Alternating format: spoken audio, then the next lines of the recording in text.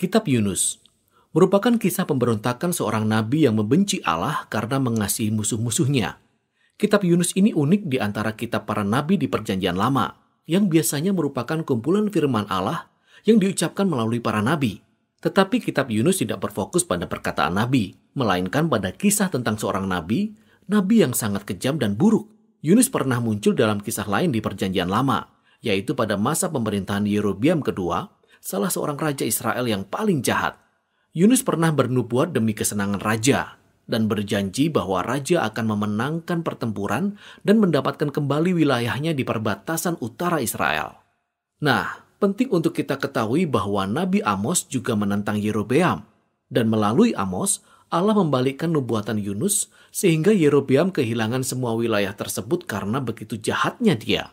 Jadi bahkan sebelum kisah Yunus dimulai, kita sudah meragukan karakternya. Kitab Yunus memiliki susunan yang indah dengan sastra yang berpasangan dan simetri. Pasal 1 dan 3 mengisahkan pertemuan Yunus dengan orang-orang yang bukan Israel. Pertama-tama dengan para pelaut dan kemudian dengan musuh yang dibenci Yunus, yaitu orang-orang Niniwe. Dan setiap bagian menampilkan perbandingan yang kocak antara keegoisan Yunus dengan kerendahan hati serta pertobatan orang-orang kafir. Pasal 2 dan 4 berisikan doa-doa Yunus. Yang pertama adalah semacam doa pertobatan. Sedangkan dalam doa lainnya, Yunus mengecam Allah karena ia terlalu baik.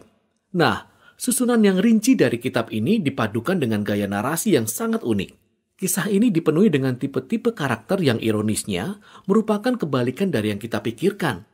Jadi ada seorang nabi, hamba Allah, yang memberontak dan membenci Allahnya sendiri. Sedangkan para pelaut yang biasanya tidak bermoral, malahan memiliki hati yang lembut dan penuh pertobatan, dan mereka berpaling kepada Allah dalam kerendahan hati.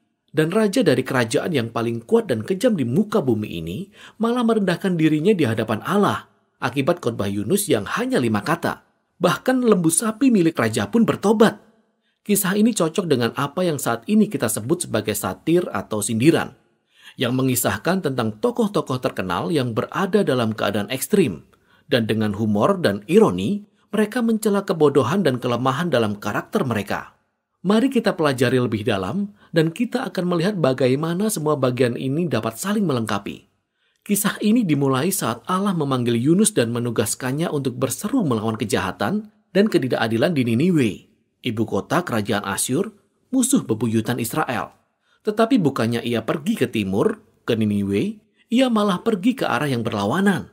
Ia menemukan sebuah kapal yang akan pergi sejauh mungkin ke barat, ke Tarsis. Pertanyaan pentingnya adalah, mengapa? Mengapa Yunus melarikan diri? Apakah ia takut? Ataukah ia cuma tidak suka dengan orang Niniwe? Kita belum tahu.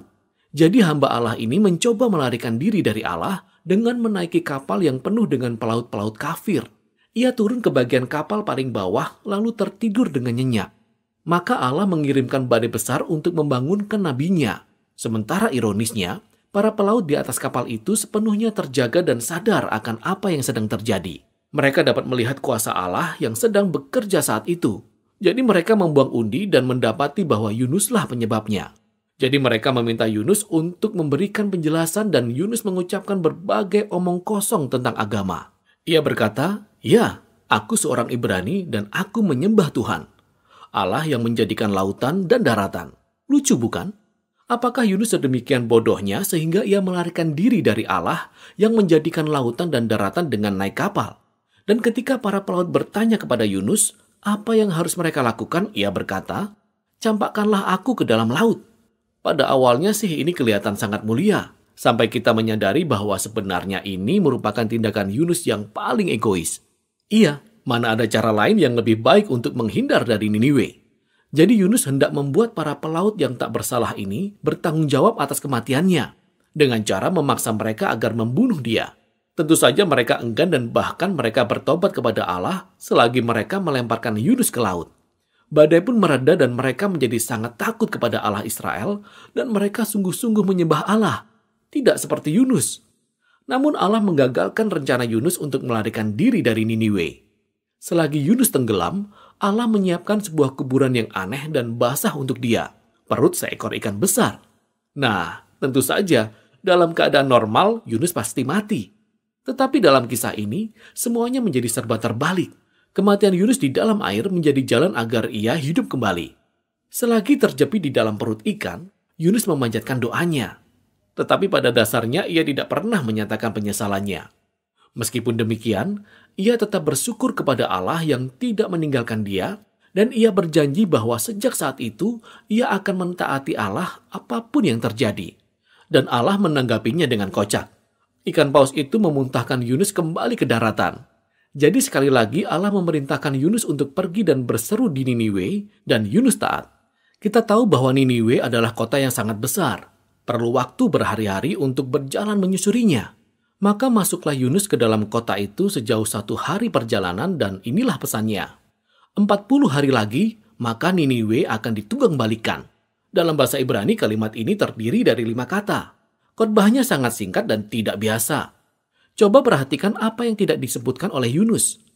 Yunus tidak menyebutkan kesalahan apapun yang dilakukan orang Niniwe atau apa yang harus mereka lakukan untuk memperbaikinya.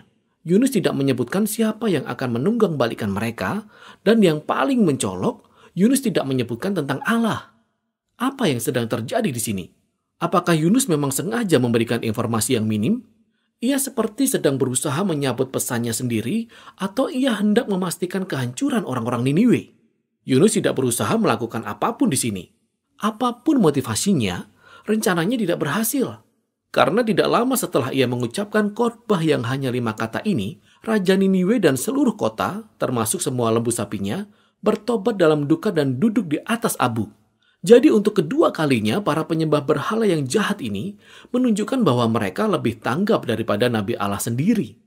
Akhirnya Allah mengampuni orang-orang Niniwe dan ia tidak jadi menghancurkan kota ini. Nah, inilah bagian yang luar biasa dari kisah ini.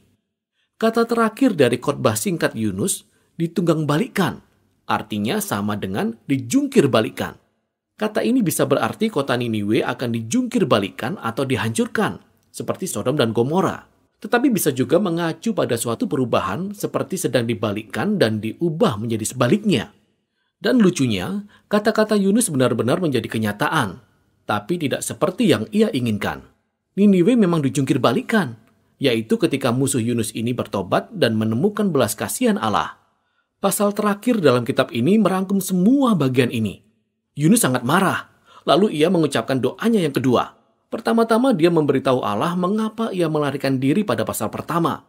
Bukan karena ia takut, melainkan karena ia tahu bahwa Allah begitu pengasih dan penyayang. Luar biasanya, Yunus sebenarnya mengutip gambaran Allah tentang dirinya sendiri dari kitab Keluaran, lalu ia melontarkannya kembali ke hadapan Allah sebagai suatu penghinaan. Ia tahu bahwa Allah itu penuh belas kasihan, dan bagaimanapun juga ia akan mengampuni orang-orang Niniwe yang jahat ini. Kita bisa merasakan kemarahan dalam perkataan Yunus. Yunus kemudian menyudahi percakapan itu dan ia berdoa agar Allah mencabut nyawanya saat itu juga.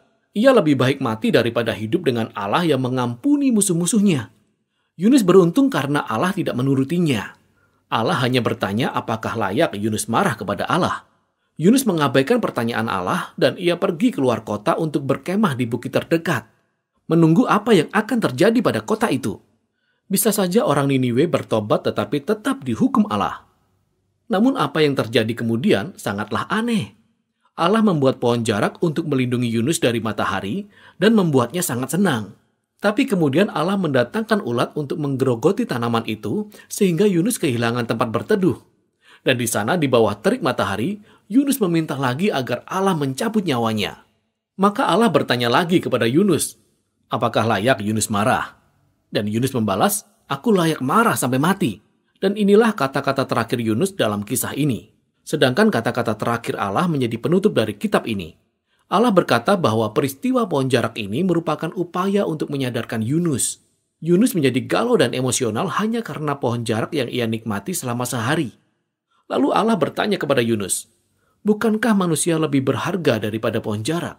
Bukankah layak jika Allah merasakan emosi dan kegalauan yang sama terhadap kota Niniwe, yang dipenuhi oleh ribuan orang yang tersesat, termasuk lembu sapi mereka?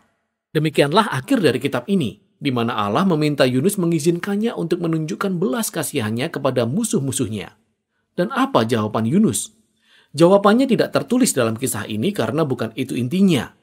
Intinya adalah kitab ini sedang berusaha mencobai kita, Dan pertanyaan-pertanyaan Allah di sini sebenarnya ditujukan kepada kita, para pembaca. Apakah kita bisa menerima jika Allah mengasihi musuh-musuh kita? Jadi kitab ini menjadi cermin bagi kita yang membacanya. Kitab Yunus menyoroti bagian terburuk dari karakter kita. Kita seharusnya memiliki kerendahan hati dan rasa syukur karena Allah mengasihi musuh-musuhnya dan sabar menghadapi Yunus yang ada dalam diri kita semua. Jadi kisah yang tidak biasa ini justru menjadi kabar baik tentang betapa luasnya kemurahan Allah yang seharusnya menantang hingga ke kedalaman hati kita. Demikianlah kitab Yunus.